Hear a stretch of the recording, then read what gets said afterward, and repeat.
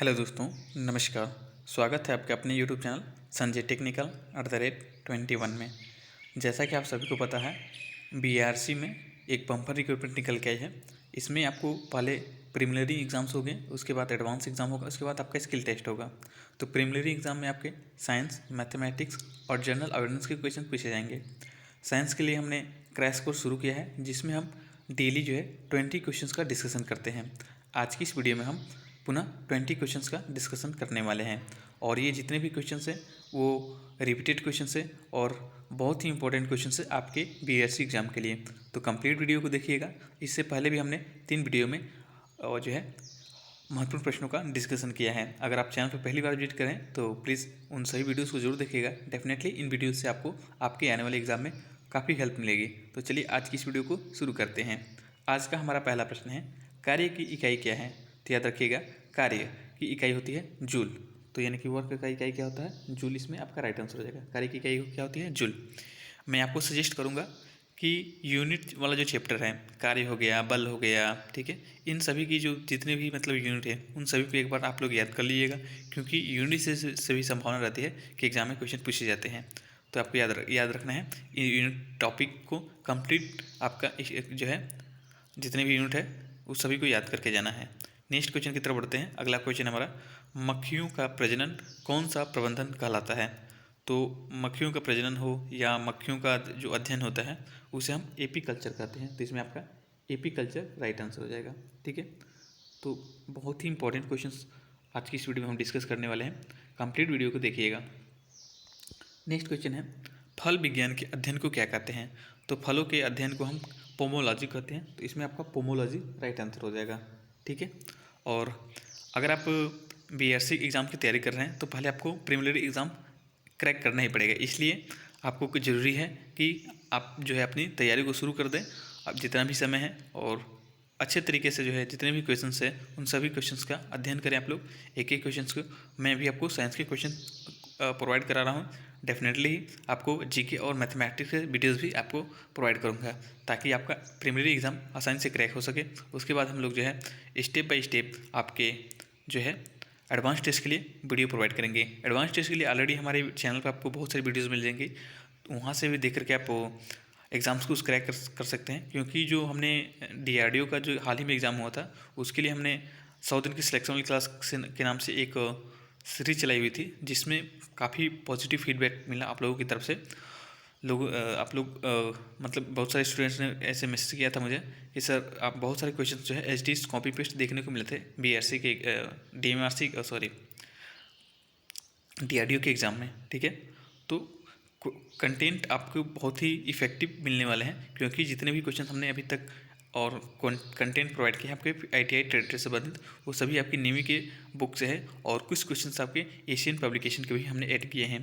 तो अगर आप हमारे चैनल पर पहली बार विजिट कर रहे हैं तो आप हमारे चैनल को अच्छे प्रकार से देखिए, यहाँ पे आपको बहुत सारे चीज़ें देखने को मिलेंगी। नेक्स्ट क्वेश्चन है, सर्वग्राही कौन सा ब्लड होता है? तो याद रखेंगे, सर्वग्राही यानी कि यूनिवर्सल रिसेप्टर जो होता है ब्लड ग्रुप AB हो कहलाता है। ठीक है, उसके बाद एक क्वेश्चन छूट गया है हमारा, ताजमहल किसके कारण दुष्प्रभावित हो रहा है? तो याद रखिएगा, जो ताजमहल का रंग है वो डल हो रहा है एसिड रेन के कारण। तो इसमें आपका एसिड रेन आपका राइट आंसर है। चलिए अगले क्वेश्चन की तरफ बढ़ते हैं। अगला क्वेश्चन है, ध्वनि की प्रबलता किस पर निर्भर करती है? तो जो ध्वनि की प्रबलता होती है वो पिच यानी कि हिंदी में इसे आयाम कहते हैं, इसके ऊपर निर्भर करते हैं। एक क्वेश्चन और आपसे एग्जाम में पूछता है बार बार कि ध्वनि का मात्रक क्या है? तो याद रखिएगा, ध्वनि का मात्रक होता है डेसिबल। ठीक है, नेक्स्ट क्वेश्चन है, विटामिन ए का रासायनिक नाम क्या है? तो विटामिन ए का रासायनिक नाम है रेटिनॉल। रेटिनॉल आपका राइट आंसर हो जाएगा। तो विटामिन के रासायनिक नाम भी आपको याद कर लेना है, जितने भी विटामिन है, रेटिनॉल हो गया, थायमिन हो गया, ठीक है, ये सभी आपके इसका। नेक्स्ट क्वेश्चन है, हास्य का रासायनिक नाम क्या है? यानी कि हास्य गैस या हंसाने वाली गैस का रासायनिक नाम क्या है? तो याद रखेंगे, नाइट्रस ऑक्साइड। इसमें आपका राइट आंसर हो जाएगा। हंसाने वाली गैस कौन सी होती है? Nitrous oxide. नेक्स्ट क्वेश्चन है, खाना पकाने का बर्तन होना चाहिए तो उच्च विशिष्ट ऊष्मा का, निम्न चालक का। ठीक है, यानी खाना पकाने वाला जो बर्तन है वो ऐसा होना चाहिए जिसकी विशिष्ट ऊष्मा अधिक हो और चालकता उसकी क्या हो? कम हो। तो इसमें ये राइट आंसर हो जाएगा। नेक्स्ट क्वेश्चन है, केल्विन तापमान में बर्फ़ का गलनांक होता है? तो केल्विन के तापमान में बर्फ़ का जो गलनांक होता है वो 0 डिग्री केल्विन होता है। ठीक है, अगले क्वेश्चन की तरफ बढ़ते हैं। वृद्धिकर हार्मोन में उत्पत्ति होता है, तो जो ग्रोथ हार्मोन्स होते हैं, ठीक है, वो कहाँ उत्पादित होता है, तो पीयूष ग्रंथि में ये उत्पादित होते हैं, ठीक है। इनका उत्पादन कहाँ होता है, जो ग्रोथ हार्मोन्स होते हैं इनका पीयूष ग्रंथि में उत्पादन होता है, तो पीयूष ग्रंथि आपका राइट आंसर हो जाएगा। नेक्स्ट क्वेश्चन है, कमरे में रखे रेफ्रिजरेटर का दरवाजा खोल दिया जाता है तो कमरे के तापमान पर क्या असर पड़ेगा। इस प्रकार के क्वेश्चन आपसे एग्जाम में पूछे जाते हैं, तो याद रखिएगा तापमान जो है बढ़ जाएगा, ठीक है। हम सोचते हैं कि फ्रिज में कोई भी चीज़ रखी जाती है तो उसको ठंडा कर देता है, और अगर हम फ्रिज का दरवाज़ा खोल देंगे, रेफ्रिजरेटर का दरवाज़ा खोल देंगे तो रूम कमरे को भी अगर ठंडा कर देगा, यानी कि तापमान उसका कम कर देगा। लेकिन ये गलत आंसर है आपका। इससे क्या होता है कि रेफ्रिजरेटर का दरवाज़ा खोल देने से कमरे का तापमान क्या होता है, बढ़ जाता है, तो इससे बढ़ जाएगा, इसका अपोजिट हो जाता है। ये आपको याद रखना है, काफ़ी इंपॉर्टेंट क्वेश्चन है। नेक्स्ट क्वेश्चन की तरफ बढ़ते हैं। अगला क्वेश्चन है, किस ताप पर संग्रहित करने पर भोजन महीनों तक खराब नहीं होता है। यानी कि फूड आइटम्स को अगर हम 18 डिग्री सेल्सियस पर रखें तो बहुत दिनों तक उसे हम सुरक्षित रख सकते हैं। तो 18 डिग्री सेल्सियस इसमें आपका राइट आंसर हो जाएगा। नेक्स्ट क्वेश्चन है, पेट्रोल से लगने वाली आग के लिए किस प्रकार के अग्निशामक यानी कि फायर एक्सटिंग्विशर का प्रयोग किया जाता है। तो याद रखिएगा, अगर आप ITI स्टूडेंट हैं तो मैं उम्मीद करता हूँ कि इस क्वेश्चन का जो आंसर है आप आसानी से करने वाले हैं। तो याद रखिएगा, पेट्रोल से लगने वाली आग को बुझाने के लिए हम फोम एक्सटिंग्विशर यानी झाग वाला एक्सटिंग्विशर का प्रयोग करते हैं, तो इसमें झाग वाला राइट आंसर हो जाएगा, ठीक है। वैसे ही आपको पता होगा कि जो लकड़ी वगैरह से आग लगती होती है उन्हें हम बुझाने के लिए पानी, रेत या सोडा एसिड एक्सटिंग्विशर का प्रयोग करते हैं, ठीक है। तो ये आपको याद रखना है। चलिए अगले क्वेश्चन की तरफ बढ़ते हैं।